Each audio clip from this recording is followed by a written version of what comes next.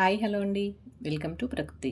ఈరోజు video special చిన్ని బంగాళదుంపలతో కూర చేశానండి. బేబీ పొటాటోస్ అంటాం కదా, దాంతో కర్రీ చేశాను.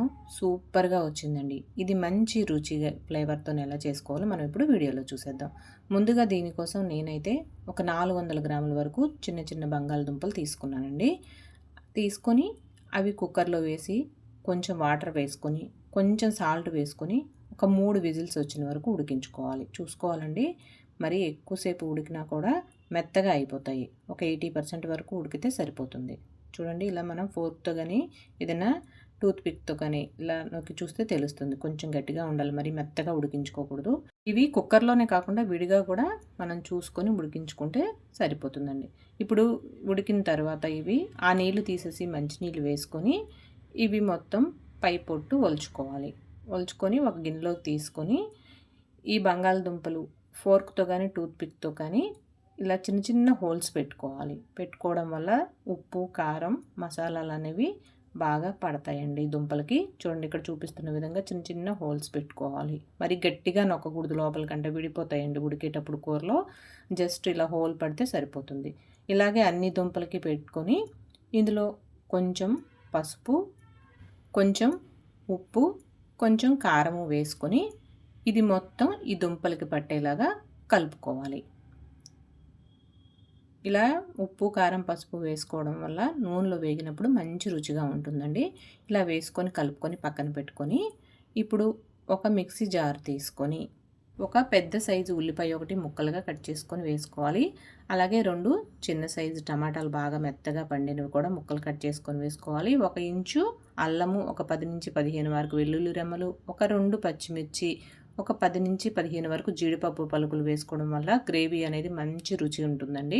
వేసుకొని ఇలా మెత్తగా పేస్ట్ చేసుకొని పక్కన పెట్టుకొని ఇప్పుడు స్టవ్ వెలిగించి కళాయి పెట్టుకొని ఒక 2 స్పూన్ల ఆయిల్ వేసుకొని మనం ఉప్పు, కారం కలిపి పెట్టుకున్నటువంటి బంగాళదుంపల్ని ఇందులో వేసుకొని మీడియం ఫ్లేమ్ పెట్టుకొని ఒక 2 నిమిషాల పాటు వేయించుకోవాలి. ఇలా వేయించుకోవడం వల్ల కూరలో ఉడికినప్పుడు మంచి రుచి వస్తుందండి. మాడిపోకుండా దగ్గరుండి చక్కగా వేయించుకోవాలి. వేగినటువంటి దుంపల్ని ఒక గిన్నెలోకి పక్కకు తీసుకొని పెట్టుకోవాలి.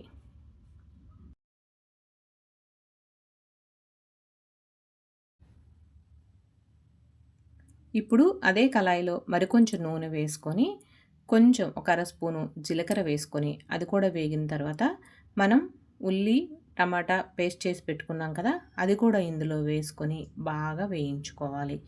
ఈ పేస్ట్ ఎంత బాగా వేగితే, పచ్చివాసన పోయి ఎంత బాగా వేగితే గ్రేవీ అనేది అంత రుచిగా ఉంటుందండి. ఇది వేగకపోతే ఉల్లి పచ్చివాసన వస్తుంది, కర్రీ అస్సలు టేస్ట్ ఉండదు. అందుకే దీన్ని నిదానంగా దగ్గరుండి మంచిగా వేయించుకోవాలి. ఇందులో వాటర్ అంతా పోయి ఆయిల్ బయటకు వచ్చేలాగా వేయించుకొని ఇందులో కొంచెం పసుపు, కూరకు తగినంత ఉప్పు, కారం వేసుకొని కొంచెం గరం మసాలా, నేను ఇది ఇంట్లోనే చేసుకున్నానండి. గరం మసాలా, ధనియాలు, చెక్క, లవంగ, యాలకులు వేయించి తీసుకున్నటువంటి పొడి. అందుకే నేను ధనియాల పొడి కానీ జీలకర్ర పొడి కానీ వేరే వేయట్లేదు.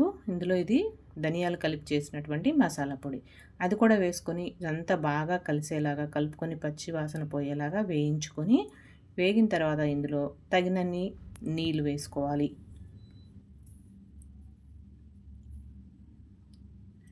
నీళ్ళు వేసుకున్న తర్వాత ఇది ఒకసారి బాగా కలుపుకొని మూత పెట్టి బాగా మరగనివ్వాలి.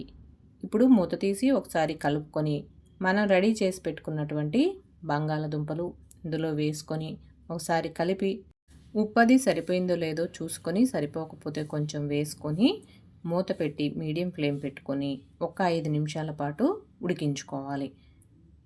దుంప మెత్తగా ఉడకాలి. ఉడికింది లేదో చూసుకొని వాటర్ ఏమైనా తక్కువైతే మరి కొంచెం వేసుకొని ఉడికించుకోవాలి. ఒక 5 నిమిషాలు ఉడికిన తర్వాత మూత తీసి ఒకసారి కలుపుకొని కొంచెం కస్తూరి మేతి నలిపి వేసుకుంటే ఈ కర్రీలో చాలా బాగుంటుందండి టేస్టు. మనం చేతిలో వేసుకొని మెత్తగా నలిపి అది వేసుకొని కొంచెం సన్నగా తరిగినటువంటి కొత్తిమీర కూడా వేసుకొని ఒకసారి కలిపి మూత పెట్టి మరొక 2 నిమిషాల పాటు ఉడకనివ్వాలి. గ్రేవీ అనేది మనకి పల్చగా ఉండాలా, చిక్కగా ఉండాలనేది అది మన ఇష్టం అండి. నేనైతే మీడియంగా పెట్టాను, అది కలుపుకోవడానికి బాగుంటుంది. రైస్లోకి కానీ, బగారా రైస్లోకి కానీ, చపాతీలోకి కానీ కర్రీ సూపర్గా ఉంటుందండి. చూసుకొని ఒకసారి గ్రేవీ దగ్గరికి అయిందో లేదో చూసుకొని స్టవ్ ఆఫ్ చేసుకుంటే అంతేనండి, ఎంతో టేస్టీగా ఉండే బేబీ పొటాటో కర్రీ రెడీ అండి. ఓకేనండి, ఈ వీడియో కనుక మీకు నచ్చినట్టయితే లైక్ చేయండి, షేర్ చేయండి, సబ్స్క్రైబ్ చేసుకోండి. Thank you. బాయ్ అండి.